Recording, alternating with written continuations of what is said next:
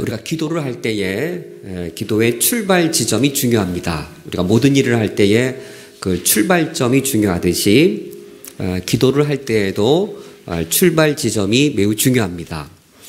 우리가 오늘 하늘에 계신 우리 아버지여라고 하는 예수님이 가르쳐 주신 주기도문의 첫 부분을 함께 나누고자 하는데 기도의 바로 출발 지점에 해당되어집니다. 기도를 시작할 때에 출발 지점을 잘못 선택을 하거나 잘못 출발을 하게 되어지면 그 이후에 일들이 어그러지는 것처럼 기도의 출발 지점, 시작 지점이 중요한 것이지요. 주로 우리가 어떨 때 기도를 시작하게 되는가를 돌아보면 삶이 순탄할 때보다 삶이 힘들 때입니다. 삶에 아무런 걱정거리가 없어서 삶이 자유로울 때보다 무거운 짐을 지고 있어서 이 땅의 삶이 매우 무거울 때면 우리는 예배당을 찾게 되고 기도의 무릎을 꿇게 되어집니다. 이 땅의 삶이 무거울 때, 이 땅의 삶이 아플 때, 이 땅의 삶이 참으로 소망이 보이지 아니할 때, 그럴 때 예배당을 찾아 기도의 무릎을 꿇을 때 우리는 어디를 쳐다보기 쉬울까요? 그래서 우리는 어떻게 기도의 출발 지점을 잘못 설정할 수 있을까요? 이 땅의 삶이 무거워서 무거운 발걸음으로 예배당을 찾을 때 기도의 무릎을 꿇고는 우리는 이 땅을 여전히 바라보면서 깊은 한숨을 내쉴 수 있을 겁니다. 예수님께서 우리에게 기도의 올바른 출발 지점을 가르쳐 주셨는데 이처럼 우리 삶이 무겁고 이 땅의 삶이 매우 안타까울 때 어디를 바라보라고 하십니까? 하늘에 계신 우리 아버지여 라고 기도하도록 가르쳐 주신 예수님의 기도에 따르면 예수님께서 우리가 기도를 시작할 때 하늘을 바라봄으로 기도를 시작해 하고 계십니다. 물론 삶에 무거움이 있어서 기도하러 나왔겠지만 이 땅의 삶에서 아픔을 겪어서 기도하러 나왔겠지만 기도의 시작은 이 땅의 내 아픔을 보면서 하나님 이 땅의 삶이 너무 힘들어요. 하나님 이 땅에서의 삶의 고통이 너무나도 길고도 길어서 더 이상 못 견디겠어요 라고 내가 이 땅에 더 매몰되고 내가 이 땅의 삶에 더 몰두하는 것에서부터 기도의 출발점을 설정하게 하신 것이 아니고 그렇게 기도하러 나왔을지라도 눈을 들어 하늘을 보게 하십니다. 이것이 기도의 올바른 출발 지점입니다. 눈을 들어 하늘을 바라보고 거기에 누가 계신 것을 확인하라고 하나요? 하늘에 계신 우리 아버지요. 눈을 들어 하늘을 바라보면 거기에 누가 계시냐면 하나님이 계십니다. 이렇게 기도가 시작되는 겁니다. 눈을 들어 하늘을 바라보고 거기에 하나님이 계신 것을 바라본 후 예수님이 가르쳐 주신 것이 있죠. 하늘에 계신 우리 아버지요. 란 이 사실에서 우리가 충분히 알아야 될 게 있습니다. 하늘에 계신 우리 아버지여라고 하나님을 부를 때 이 주기도문의 이 첫 번째 어구에 나타난 하나님은 누구이신가 그리고 그 하나님은 나와는 무슨 관계인가 하는 겁니다. 이 두 가지 사실을 우리가 충분히 알아야 합니다. 하나님은 어떤 분이신가요? 하나님은 누구이시며 그 하나님은 나와 무슨 관계인가? 이 두 가지 사실을 우리는 충분히 알아야 되는 것이죠. 하나님은 어떤 분이시냐면 하늘에 계신 하나님입니다. 하나님은 누구이신가라고 물을 때 하나님은 하늘에 계신 하나님입니다. 하늘에 계신 하나님일 때 나는 땅에 있는 것이죠. 땅에서 하늘을 바라볼 때 하나님은 거기에 계시는데 나는 땅에 있고 나의 하나님은 우리 하나님은 하늘에 있습니다. 얼마나 멀죠? 매우 멀죠. 매우 먼가요? 가장 먼가요? 먼 정도가 아니라 하늘과 땅이라고 할 때 그것은 가장 먼 것에 대한 표현입니다. 고대인들이 표현할 때 하늘과 땅이라고 말하는 것은 그냥 먼 게 아니고 먼 것 중에 가장 먼 거고 간격 중에 가장 넓은 간격이 바로 하늘과 땅입니다.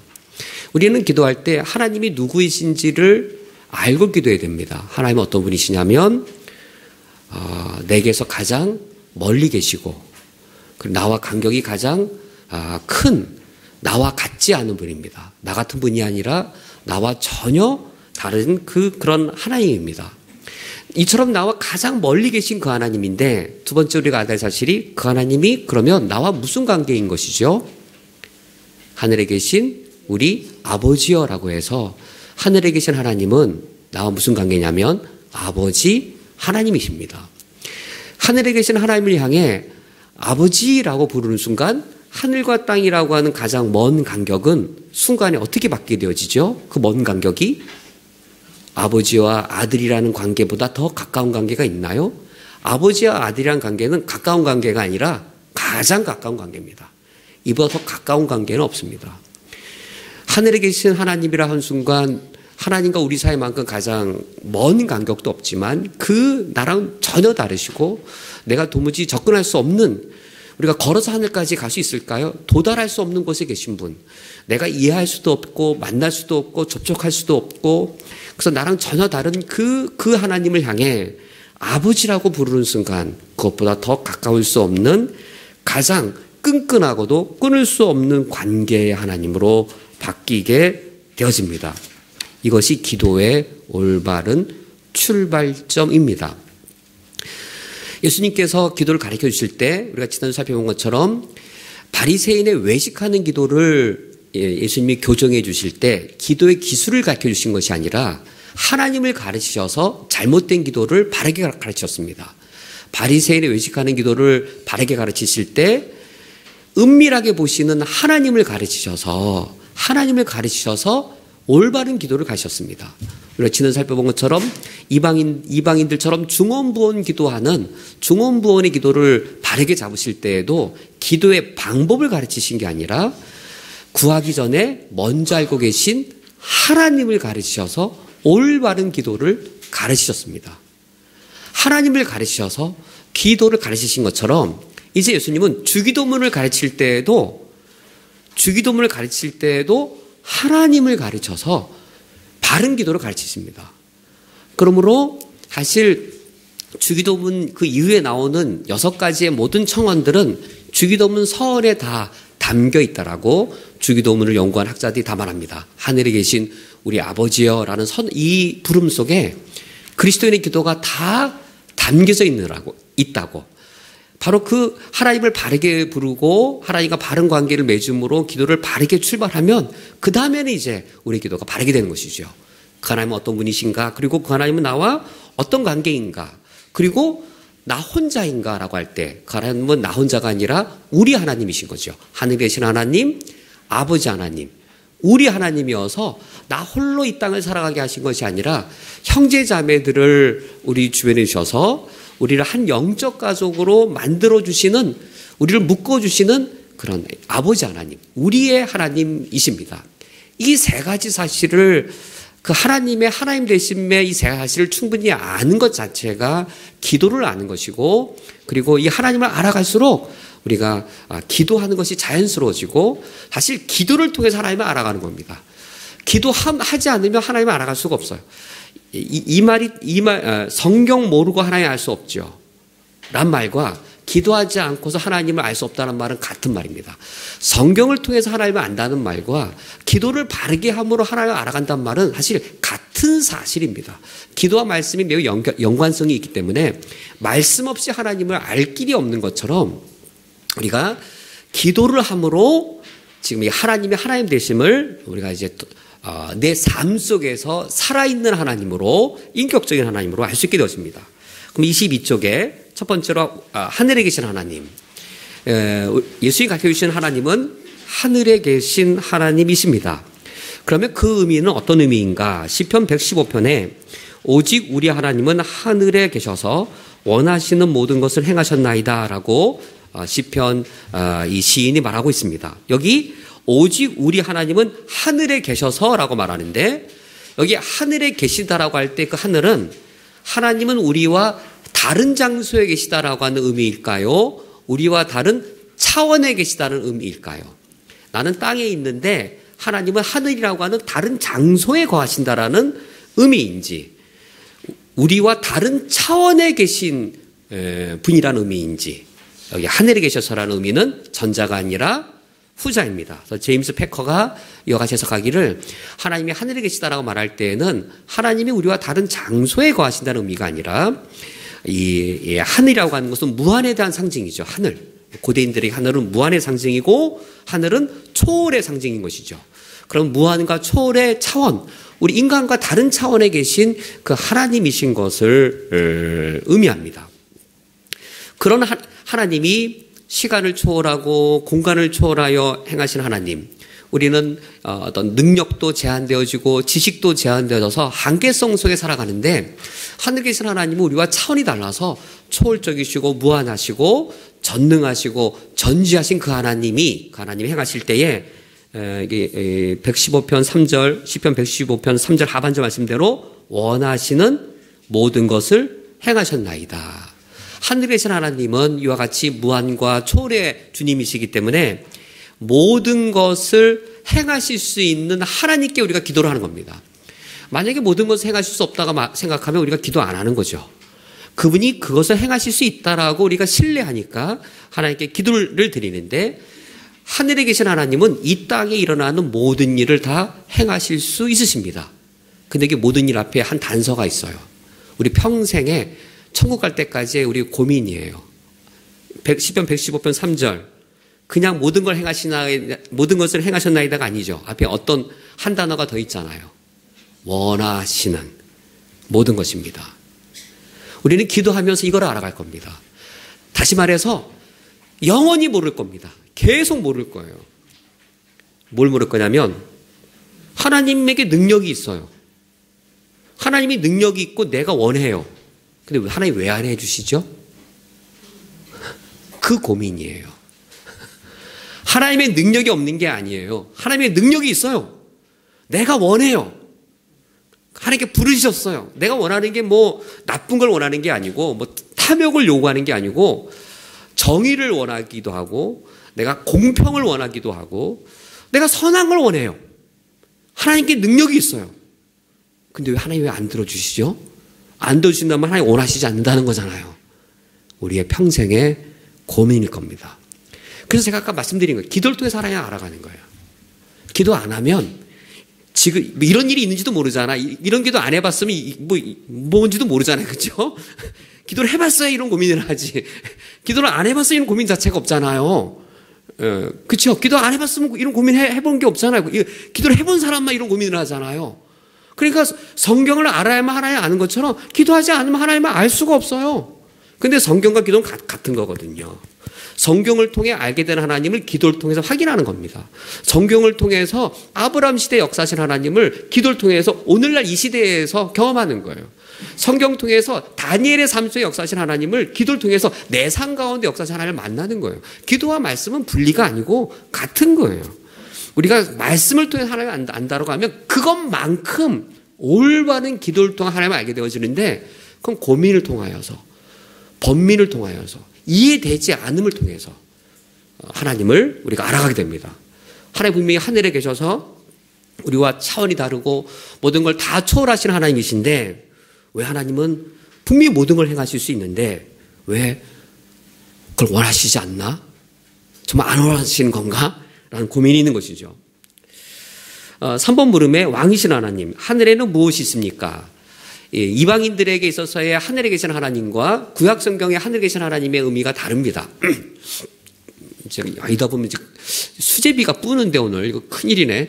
네, 8시 10분까지 제가 끝내기로 했는데 수제비 길건사님 약간 좀 시간을 미뤄야 되겠습니다. 지금 구약 시대의 이방인들에게는 하늘이 신이었어요. 하늘이 신이었어요. 그런데 동시대의 구약 성경에서는 하늘이 신이 아니에요. 하늘은 신의 거처예요. 되게 큰 차이가 있어요. 나중에 이제 제가 이거 할 때 말씀 나중에 따로 드릴게요. 다른 개념이에요. 다른 이방신들은 구약 성경 시대에 다른 하늘신이 신이에요. 신. 하늘이 신이에요. 하늘이 신. 바다가 신이고. 그런데 구약 성경에 들어오면 하늘은 신이 아니에요. 신이 아니에요. 하늘에 뭐가 거해요? 해와 달이 거하는 거처예요. 거처. 신의 자존심을 그냥 쭈그러뜨려 버려요. 하늘은 신이 아니에요. 신이 아니고 해달별이 거하는 거처예요. 지배 불가해요. 그리고 거기에 뭐가 있냐면 또 11편 4절에 거기에 뭐가 있어요? 하늘은 신이 아니고 하늘에 하나님의 보좌가 있어서 하나님이 통치하시는 곳입니다. 하늘로부터 하나님의 통치가 흘러내려와요. 하늘에 계신 하나님이 이 땅을 내려다보시면서 시편 11편 4절에서는 인생을 통촉하시고 하나님의 눈길로 우리 삶을 이렇게 감찰하고 계십니다. 즉 하나님은 하늘에 계셔서 내 인생을 다스리고 계십니다. 저는 쿠웨이트에 오면서 그걸 경험했어요. 하나님이 쿠웨이트로 우리 가정을 한편으로는 우리 가정의 선택이면서 또 한편으로는 동시에 하나님이 인도하신다라고 하는, 근데 저만이 우리 성도님들의 고백이기도 하죠. 우리 인생을 하나님이 다스리시는 것을 우리가 경험하고 또 고백하게 되어집니다. 역대하 20장 6절 보면 우리 인생만 다스리시는 것이 아니라 나라를 다스리셔서 역사를 하나님이 주관하십니다. 요즘 우리가 남북관계라든지 우리 나라가 미국, 중국, 일본 열강들 속에 틈바구니 속에 있는데 하나님이 그것을 다스리는 힘이 있다라고 우리 믿기 때문에 우리가 나라와 민족을 위해 기도하는 것이죠. 23페이지 4번에 하늘이 하나님께 드린 기도를 보면 페르시 왕 고레스, 이스라엘의 고백, 다리오 왕의 고백들을 보면 하나님 우리 인생만 다스리는 것이 아니라 역사의 주관자이신 것을 우리가 알게 되어집니다. 근데 우리가 기도를 할 때에 될 일은 되고 안 될 일은 안 되는 걸 경험하게 되어집니다. 기도 열심히 해보세요. 기도 열심히 해도 될 일은 되고 안 되는 일은 안 되는 경우가 너무 많습니다. 될 일은 되고 안 될 일이 안 된 일을 경험하면서 우리는 때로는 기도를 안 하게 되기도 합니다. 어떤 이유로 기도를 안 하게 되죠? 기도 안 해도 될 일은 되고 안 될 일은 안 되더라 라고 하면서 기도를 안 할 수도 있습니다. 될 일은 되고 안 될 일은 안 된다라고 하는 것은 그러면 기도할 필요가 없다는 사실을 말해주는 것일까요? 아니면 그럴 리는 없는 거죠. 아니면 내가 기도하기 전에 이미 하나님이 먼저 정해놓으신 보편적인 법칙이 있다는 것일까요? 될 일은 되고 안 될 일은 안 된다는 것은 기도할 필요가 없어. 내가 기도 안 해도 될 일은 돼. 이거일까요? 아니면 내가 기도하기 이전에 이미 하나님이 그 영역에 대해 하나님 먼저 정해놓으신 보편적인 법칙이 있다란 말일까요? 기도란 이겁니다. 그리스도인의 기도란 지극정성을 들여서 하나님의 뜻을 좌절시키고 내 뜻을 이루는 것, 이게 기도가 아니에요. 무엇이 기도일까요? 하나님의 뜻에 내 뜻을 동의시키는 게 기도예요. 하나님의 뜻을 꺾어버리고 하나님 원하심을 다 그냥 뒤로 물러놓게 하고 내가 원하는 것을 무조건 해내려고 하고 내 뜻을 관철시키려고 하는 것이 기도라기보다도 하나님의 뜻에 내 뜻을 동의하는 겁니다. 그런데 이 경우에 하나님의 뜻 중에 하나님의 보편적인 뜻이 있어요. 이 하나의 보편적인 뜻은 내가 기도하기 전에 하나님이 정해놓으신 뜻이에요. 이를테면 어떤 학생이 열심히 교회 일을 합니다. 공부는 안 해요. 그러면서 기도합니다. 하나님, 내가 열심히 기도할 테니까 공부 잘하게 해주세요 라고 열심히 기도합니다. 그랬더니 성적이 떨어진 거예요. 그래서 실망해서 그 다음에 열심히 공부했어요. 기도는 하나도 안 하고 열심히 공부했어요. 성적이 올라갔을까요? 올라간 거예요. 그래서 이 학생이 그러는 거예요. 아니 이건 뭐 공부 잘하게 달라고 기도해도 소용없네? 열심히 공부하면 공부 잘하고 공부 안 하면 이거 성적 안 나오네? 될 일은 되고 안 될 일은 안 되네? 인가요? 어떻게 생각하세요? 무엇을 오해한 거예요? 하나님의 보편적인 뜻이 뭐예요? 공부를 잘하려면 공부를 열심히 해야 된다는 것이 내가 공부 잘하게 해달라고 기도하기 이전에 이미 하나님 정하신 하나의 보편적인 뜻이에요. 그래서 기도할 때 내가 무엇인가를 구하고자 할 때 이 영역에 하나님이 이미 정해놓으신 보편적인 뜻이 있는지를 먼저 살펴봐야 되는 것이죠. 그래서 간구의 기도가 무엇을 받게 될까? 하나님, 나 공부 잘하게 해주세요라고 하는 간구의 기도가 어떤 기도로 끝날 때는 맞춰야 정상인가요? 하나님, 나 공부 잘하기 위해 공부 열심히 하겠습니다라는 서약으로 끝나는 게 그리스도인의 기도예요. 우리가 기도를 간구일변도 무조건 간구로만 알아요. 기도 중에 간구는 있죠. 여자는 사람인가요? 맞죠? 사람이 여자인가요? 그건 아니죠. 간구가 기도인가요? 맞아요. 기도가 간구인가요? 그건 틀려요. 여자가 사람인 건 맞아요. 사람이 여자인 건 아니에요. 사람을 다 여자라 말하면 안 돼요. 간구가 기도인 건 맞아요. 기도를 다 간구라고 말하면 안 돼요. 근데 우리의 한국 그리스도인의 기도가 다 간구인 줄만 알아요. 아니에요. 간구는 기도 중에 하나예요. 기도는 대단히 역동적이고 다이나믹한 거예요. 간구로 시작했다가 서약으로 끝나는 경우가 상당히 많아요. 제가 요즘 한 5kg를 빼야 되는데 5kg를 빼려면 기도 열심히 하면 될까요? 어떻게 될까요? 하나님 보편적인 뜻이 이미 있죠. 뭘까요? 살을 빼려면 운동을 열심히 해라라고. 제가 기도를 정말 진실되게 한다면 자꾸 그 음성이 들릴 거예요. 계속. 이 녀석아, 운동을 해야지. 그래서 살을 빼게 달라고 열심히 간구했다면 제가 기도를 마친 후에는 하나님 운동을 열심히 하겠습니다라는 서약으로 맞춰야 그것이 그리스도인의 기도인 겁니다. 될 일은 되고 안 될 일은 안 되는 일이 아니라 기도가 그처럼 역동적이고 다차원적인 것이죠.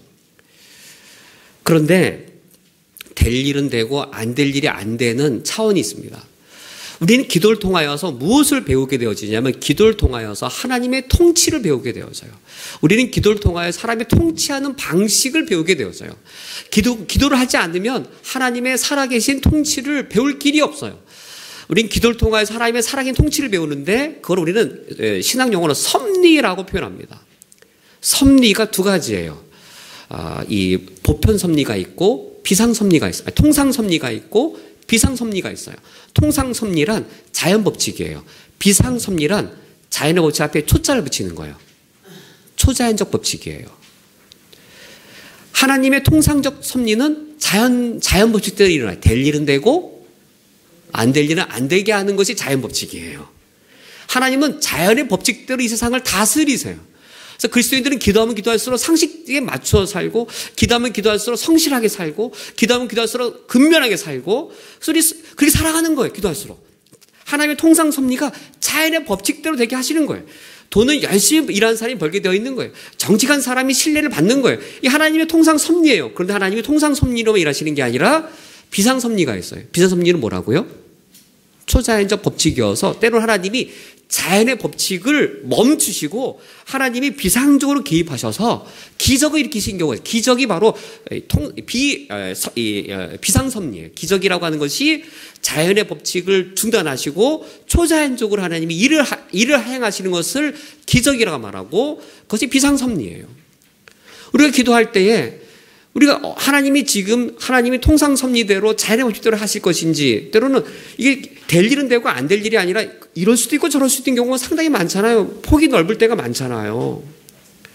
때로는 정말로 하나님의 역사하심을 위해서 하나님이 비상섭리를 발동하실 때가 있잖아요. 지금까지 우리 한국의 국가의 경제나 여러 정치 현실을 놓고 볼 때에 될 일은 되고 안 될 일은 안 되라 그렇게 맡기기보다 정말로 우리가 하나님의 뜻이 무엇인지를 간구하면서 하나님께 간구할 바들이 많이 있는 것이죠. 그래서 우리가 하나님 아버지 앞에 국가라고 큰 문제만이 아니라 우리 개인의 삶을 놓고 봐서도 때로는 정말로 기가 막힌 불치병에 걸리거나 정말로 상황에 막막한 일을 겪거나 여러 가지 불의한 일을 겪거나 여러 가지 어려운 현실에 있을 때에 그때 우리는 하나님께 간구하는 것이죠. 하나님의 통상 섭리와 그거에 관련된 기도는 주로 우리가 서약과 결단의 기도를 한다면, 그것이 아니라 그 열려있는 하나님의 가능성에 열려있는 부분들은 우리가 하나님께 간구의 기도로 메어 달려야 되는데, 그때 우리가 충분히 알아야 될 게 있습니다. 하나님의 아버지 대신입니다. 단지 하나님이 하늘에 계신 하나님이기 때문에 기도하는 것이 아니라, 단순히 우리가 하늘에 계신 하나님이라고 기도한다면 23페이지 아래에 천지신명께 기도를 드린 것과 별 차이가 없습니다. 하늘에 계신 하나님의 뜻이 무엇이냐면, 하늘에 계셔서 이 땅을 주관하는 이 땅을 주관하는 하나님, 그것이 하늘에 계신 하나님의 의미인데, 천지신명의 의미가 우주를 주관하는 신령이라는 뜻이어서 하늘에 계신 하나님이라는 그 뜻이나 천지신명이라는 그 신의 뜻이나 뜻이 비슷하잖아요. 만약에 우리가 하나님을 천지신명쯤으로 알고 기도한다면 이방인의 기도를 넘어서기가 어렵습니다.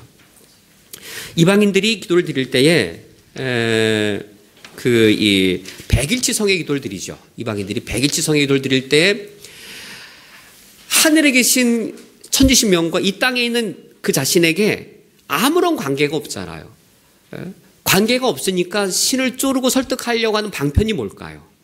많은 공덕을 들여서, 많은 재물을 들여서 이제 내가 원하는 것을 얻어내려고 하는 것이죠. 만약 우리 그리스도인들도 그렇게 여긴다면 간구 헌금인데 감사 헌금으로 내잖아요. 그렇죠? 이렇게 간구도 제목 누구 뭐 이렇게 응답해 주세요. 그래서 응답 제목이 크면 뭐 CK, 작으면 CKD, 되게 센 거를 간구하면 100KD 뭐 이럴 때면 뭐 그렇게 그 감사 헌금이 아니라 간구 헌금일 수 있잖아요. 그래서 뭔가 이렇게 많은 재물을 드려야, 그러면서 이 헌금을 드리면서 기도를 해야 하나님 들어주실 수 있을 거라 여긴다면 그런 이방인의 기도와 아무런 차이가 없습니다. 우리 성도님들 생각에 내가 하나님께 아무런 감사 헌금도 드리지 않고 기도해도 하나님 우리 기도를 들으실까요? 어떻게 생각하세요? 다음 주에 감사 헌금 확 줄면 큰일인데. 어떻게 생각해요? 우리가 하나님께 아무것도 드리지 않고 간구해도 들어주실까요? 하나님 우리 기도에 들으시는 이유는 뭘까요? 그것은 하나님을 누구로 우리가 부르며 기도하는 것이죠. 하늘에 계신 우리 아버지여라고 부르기 때문에 그렇게 간구할 때 우리의 자격은, 기도자의 자격은 어떤 자격으로 드리는 건가요? 자녀됨의 자격이면 기도자로서 충분한 겁니다. 아들로서 어디에 호소하는 걸까요? 아버지 됨에 호소하는 거예요. 이게 그리스도인의 기도입니다. 그리스도인의 기도란 하나님의 아버지 되심에 호소하는 것인데, 아버지 됨에 호소하기 위해 나의 아들 됨의 자격으로 나아가는 거예요. 아들이면 충분한 거잖아요. 아들이면 더 이상 하나님께 기도할 만한 또 다른 자격이 필요한 것이 없는 것이죠. 그런데 구약시대에는 하나님의 아버지 되심을 충분히 알지 못했습니다. 24페이지에 갈라디아 4장 6절을 보면 너희가 아들이므로 하나님이 그 아들의 영을 우리 마음 가운데 보내사 아빠 아버지라 부르게 하셨느니라. 이 갈라디아 4장 6절에 보면 우리가 아들인데, 우리가 아들이어서 하나님을 아빠 아버지라고 부를 수 있는 것은 우리의 힘이 아니에요. 우리 힘이 아니고 어떻게 해서 우리가 하나님을 향해 아빠 아버지를 부를 수 있게 되어졌나요? 갈라디아 4장 6절, 하나님이 그 아들의 영을 우리 마음 가운데 보내사 아빠 아버지라 부르게 하셨습니다. 이 아들의 영이 바로 성령이신데, 우리가 기도하게 되어지는 것은 이 신약시대에 예수 그리스도를 믿을 때 성령의 내주 때문에 우리가 하나님 아버지 앞에 이와 같은 기도를 드릴 수 있는 특권을 누리게 된 것이었어요. 성부, 성자, 성령 하나님이 계실 때에 성부 하나님은 우리 기도의 대상이십니다. 성자 예수 그리스도는요, 우리가 예수님의 이름으로 기도해서 우리 기도를 하나님께 전달해 주시는 중보자세요. 우리를 기독케 하시는 분은 누굴까요? 우리를 기독케 하시는 중보자는 성령 하나님이에요. 기도할 때 성부, 성자, 성령 삼위의 하나님이 우리 기도 가운데 함께 임하세요. 우리 안에 거하시는 성령 하나님께서, 아기가 아버지를 그냥 본능적으로 찾잖아요. 아기가 아버지가 엄마 찾는 줄 엄마 부르잖아요. 아기가 본능적으로 엄마 찾잖아요. 아프면 엄마 찾잖아요. 위급하면 아버지를 본능적으로 찾잖아요. 그 아버지를 부르시고 찾는 걸 하나님 향해 기독케 하시는 분이 우리 안에 내주하시는 성령 하나님이에요. 그래서 우리 하나님께 기도할 때에 기도를 예수님의 이름으로 기도함으로 하나님께 전달되게 하는 거죠. 하나님은 아버지이시고 예수님으로 인하여 우리가 하나님을 아버지라 부를 수 있게 되었고, 성령님께서 우리로 하여 하나님을 아버지라 부르게 하신 거예요. 그러므로 기도를 그리스도인답게 하고자 할 때에 하나님의 아버지 되심을 충분히 알고 누리는 것이 기도의 비결입니다. 하나님은 아버지이시고 누구든지 예수를 그리스도라고 부를 때에 하나님의 자녀됨의 권세를 얻게 되어지고, 성령님께서 하나님을 아버지라고 부르게 하신 것이었는데, 25쪽에 가서 보시면 구약시대에는 하나님을 아버지라고 우리와 같이 부를 수가 없었습니다. 구약의 39권의 그 두꺼운 구약 성경 전체를 신학자들이 다 훑어보아도 하나님을 향해 직접적으로 아버지라고 부른 경우는 불과 몇 번, 15번밖에 되지 않습니다. 하나님을 아버지라고 부른 경우는 거의 하나님을 아버지라고 부를 수 없었습니다. 그럼 하나님을 향해 아주 조심스럽게 15번 정도 매우 적지만 불렀는데, 그때는 어떤 경우냐면 이사야 64장 8절, 말라기 2장 10절 보면 어떤 의미로서 하나님을 아버지라고 부른 건가요? 우리 신약시대에 성령께서 하나님을 아빠 아버지라고 부른 거와는 경우가 달라요. 어떤 의미죠? 주의 손으로 지으신 것이니이다 라는 의미처럼 창조주의 의미로 하나님을 아버지로 불렀고, 이때는 나의 아버지가 아니라 이스라엘 민족의 아버지라는 의미였어요. 나의 아버지가 아니라 이스라엘 민족의 아버지라는 의미였어요. 이를테면 우리는 단군의 후예라고 표현하잖아요. 그렇게 표현해요. 단군의 후예. 그때 의미가 단군의 친자식이라는 의미인가요? 민족의 의미잖아요. 민족의 의미. 그런 의미예요. 그런 의미. 근데 만약에 누군가가 하나님을 향해 하나님을 개인적으로 나의 아버지라고 부른다면 어떨 것 같아요? 유대인이 민족적 차원의 창조주라는 의미로 아버지라고 부르는 게 아니라 개인적 차원에서 하나님이 나의 아빠야 라고 부른다면요. 25페이지 아래 요한복음 10장에 예수님이 그렇게 말씀하셨다가 돌에 맞아 죽을 뻔하셨죠. 네가 하나님을 아버지라고 불러? 라고 말해서 유대인 사회에서 하나님을 개인적 차원의 아버지라고 부르는 것은 돌에 맞아 죽을 신성모독죄여서 구약시대까지는 하나님을 개인적인 아빠 아버지라고 부르는 것은 불가능한 일이었습니다.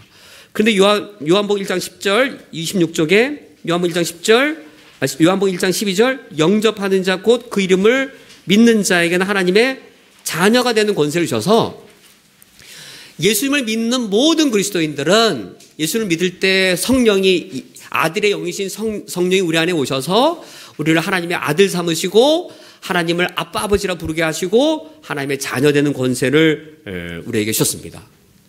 이런 하나님의 아버지 되심을 근거할 때에 우리가 충분히 알아야 될 사실, 하나님 우리 기도를 왜 들어주세요? 어떤 공덕이 없고 재물이 없어도요, 우리가 아들이기 때문입니다. 만약에 오히려 돈 갖고 이렇게 하면서 도와달라면 기분 나쁘지 않겠어요? 그렇잖아요. 우리 뭔가 하나님께 돈으로 하나님은 그런 분이 아니신 거죠. 하나님 전혀 그런 분이 아닌 거죠. 제가 기가 막힌 예를 하나 들었어요. 기가 막힌 예를 들었는데, 어느 이 암 전문 교회가 있대요. 이상하죠? 암 전문 교회. 암에 걸린 분들이 기도하면 주로 잘 낫는 교회래요. 그래서 이제 집회가 끝나고 나면 그 교회 부교육자인 분이 페북에 올려서 제가 그 글을 제가 읽었거든요. 본인의 부교육자일 때 우리 교회는 암 전문 교회로 유명했었고, 무슨 특별 기도회가 끝나면 목사님 그 목양실 앞에 안수 기도를 받으려고 줄을 쫙 서 있었는데 3만 원 정찰제로 딱 금액을 정했대요. 안수 비용으로. 근데 누구는 10만 원을 넣는 이 룰을 깨트린 분이 있었대요. 룰을. 아이고, 참, 그게 무슨 일인가요, 그게? 예? 그게 무슨 일인가요? 우리 하나님을 정말 이방신처럼 만들어버리는 것이죠. 우리 하나님은 그냥 아들이고 자녀이면, 자녀이기 때문에 우리의 기도에 하나님이 들어주시는데, 그때 무엇에 호소하는 거라고? 27쪽, 무엇에 호소하는 거라고요? 하나님의 아버지 되심에 호소하는 거예요. 하나님의 아버지 되심은 두 가지인데 부권과 부성입니다. 부권과 부성. 부권, 아버지의 양육할 권리. 부성, 아버지의 사랑. 거기에 호소하는 거예요. 양육의 책임이에요? 양육의 권리예요? 양육권이에요? 양육의 책임이에요?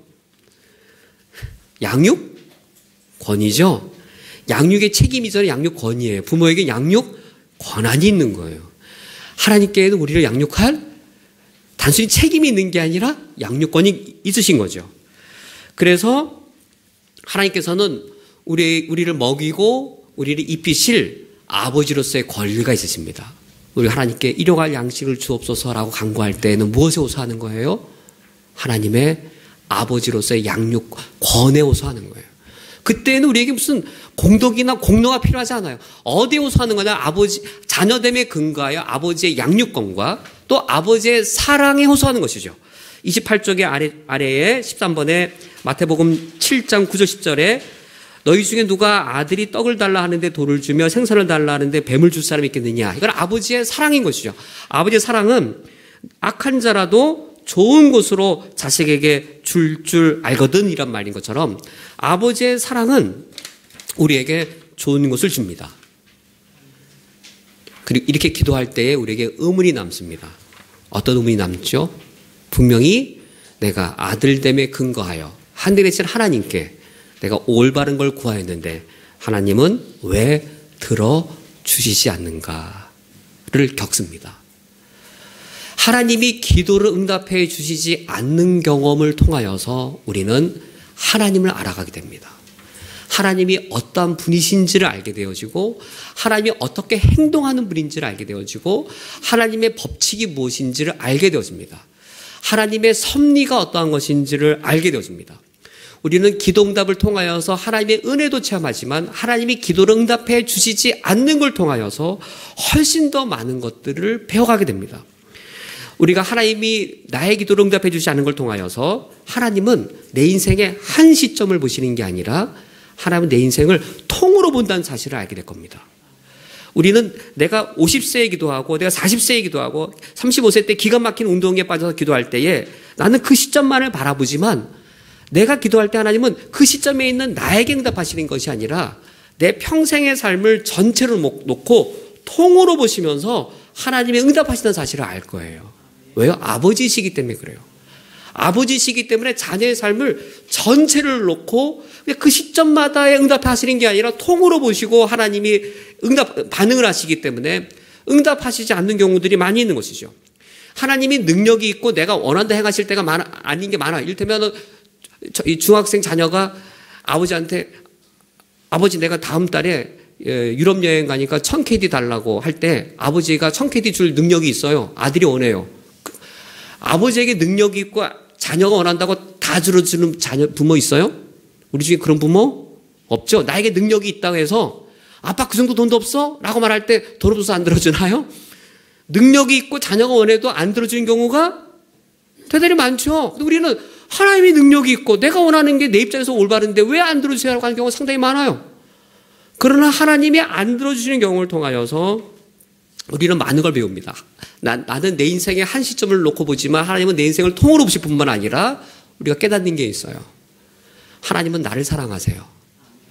근데 나만을 사랑하지 않으세요. 하나님 분명히 나를 위하세요. 근데 나만을 위하지 않으세요. 하나님이 기도 응답하시지 않는 경우를 통해서 우리가 깨닫습니다. 하나님 나를 위하세요. 근데 나만 위하실까요? 하나님 분명히 나를 지극히 사랑하세요. 너무 사랑하세요. 근데 나만 사랑하실까요? 하나님이 우리 기도를, 내 기도를 거절하시는 걸 통하여서 우리는 하나님이 나만 사랑하시지 않는 걸 알아요. 자녀가 10명이 있어요. 첫째가 20살이고 막내둥이가 5살. 옛날에 애 많이 낳았잖아요. 예? 엄마 입장에서 큰애도 사랑하고 막내도 사랑하지만 누구 말을 잘 안 들어줄까요? 큰애는 컸기 때문에 안 들어줘요. 뭐라 그래요? 너 컸으니까 동생 돌봐라 그래요. 동생은 들어줘요. 신앙 성장할수록 하나님 안 들어주실 거예요. 안 들어주시면 그렇게 이해하시면 됩니다. 아, 내가 많이 컸구나. 하나님 나만 사랑하지 않으세요. 하나님 누구 사랑하세요? 나보다 어린 동생 사랑하세요. 뭐라 여기세요? 너 나랑 같이 동생 돌보자. 그럴 때가 상당히 많아요. 우리로 하여금 어려움을 컸을 때는 격도록 내버려 줄 때가 많아요. 왜? 함께 돌볼 동생들이 많을 때는 나만 사랑하지 않으세요. 나만 사랑하는 게 아니라 하나님 사랑하시는 분들이 많이 있다는 것을 알게 되어서 우리를 돌아보게 하는 거죠. 하늘에 계신 우리 하나님이신 것을 돌아보게 하시면서 아, 우리 하나님이시구나.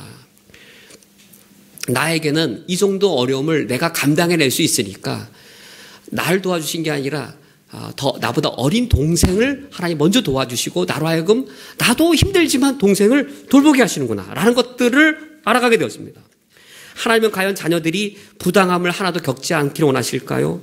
우리 하나님 아버지는 자녀가 가난이라고 하는 것을 하나도 겪지 않기를 원하는 하나님이실까요? 우리 하나님은 우리 자녀들이 이 땅을 살아갈 때 배신을 한 번도 겪지 아니하며 한 번도 실패하지 아니하며 한 번도 범죄하지 않기를 원하시는 하나님일까요? 어떻겠어요? 하나님은 하나님의 자녀가 때로는 또 누군가는 가난도 겪기를 원하십니다. 가난을 겪으면서 뭘 배울 수 있을까요? 어떤 하나님의 자녀가 가난을 겪어서 더 많은 걸 배울 수 있다면 가난을 겪게 하실 겁니다. 저 같은 경우에 대학생 때 돈이 없었어요. 돈이 없어서 뭐가 많았는지 아세요? 돈이 없어서 돈 쓸 시간이 없었어요. 돈을 쓸 수가 없잖아요. 돈이 없으니까. 돈이 없는데 어떻게 돈을 쓰겠어요? 돈을 쓰려면 어떻게 해야 되죠? 돈을 쓰려면 어딘가 차 타고 멀리 가서 놀아야 되잖아요. 그 돈 쓰고 와야 되잖아요. 근데 전 돈이 없었어요. 돈을 쓸 시간도 없었어요. 그러니까 무슨 시간이 많았을까요? 도서관에서 공부할 시간이 많았어요. 저 그게 좋았어요. 돈이 없었어요. 돈이 없으면 어디 가면 될까요? 도서관 밖에 갈 데가 없었어요. 돈이 있는 친구들은요. 돈이 있었으니까 어디 갔을까요? 돈을 쓰러 갔겠죠. 그래서 시간도 없어졌어요. 저는 돈이 없다는 사실이 힘들지 않았어요. 돈이 없으니까 돈을 쓰지 않아도 됐어요. 저에게는 그것이 유익이었습니다. 가난이라는 상황이 가난하지만 가난할 줄 아는 상황으로 하나님 만들어줄 수 있습니다. 가난하다면 가난할 줄 아는 것이죠. 그래서 다른 많은 유익들을 누릴 수 있어요. 하나님은 그렇기 때문에 가난을 겪게 하실 수도 있습니다. 하나님은 하나님의 자녀가 불의를 하나도 겪지 않기를 원하실까요?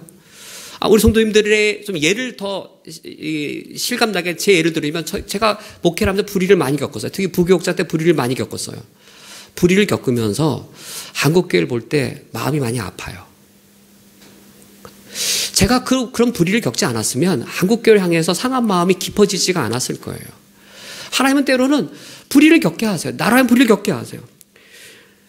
하나님은 자기 자녀가 부당함을 하나도 겪지 않게 원하실까요? 원수를 통해 억울함을 하나도 겪지 않도록 원하실까요? 그러나 하나님은 때로는 자녀가 부당함을 겪도록 내버려 두세요. 왜 그럴까요? 부당함을 겪으면 무엇을 배우게 되어질까요? 부당함을 겪을 때 정당함의 가치가 얼마나 큰지를 알게 됩니다. 그건 부당함을 겪어보지 않은 사람은 몰라요.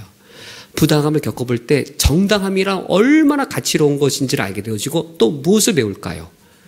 지금 부당함을 겪고 있는 사람의 아픔이 얼마나 큰지도 배우게 되어집니다. 정당함의 가치와 부당함을 겪는 사람의 그 억울함의 크기를 내가 알아서 바르게 살고자 하는 그 하나님의 백성의 성숙도가 더 커가는 것이죠. 오늘 말씀을 맺도록 하겠습니다. 기도할 때에 올바른 출발점이 중요합니다. 올바른 출발 지점은 내가 이 땅의 문제를 가지고 무거운 말검으로 교회에 왔을지라도 하늘을 바라보는 겁니다. 하늘을 바라보고 거기에 하나님이 살아계신 것을 확인하는 겁니다. 살아계신 그 하나님이 누구이시며 나와 어떤 관계를 아는 것이 필요한 겁니다. 그 하나님은 누구이시냐면 하늘에 계신 하나님이어서 모든 일들을 다 능히 행하시는 초월적인 전능하신 하나님이십니다. 그 하나님은 나의 아버지 하나님이 되십니다. 전능하시고 나의 아버지 하나님이시라면 그분은 선한 섭리 가운데 역사를 이루어 주실 것입니다. 내가 구한 대로 응답해 주시는 것이 아니라 하나님의 선한 섭리대로 하나님의 역사를 이끌어 가셔서 어떤 건 응답해 주시고 어떤 것은 거절하심으로 우리를 하나님을 더더욱더 알아가게 하실 겁니다. 이번 한 주간에도 하늘에 계신 우리 아버지 하나님께 기도하시고 그 주님을 충만히 누리시기를 주님의 이름으로 축원드립니다.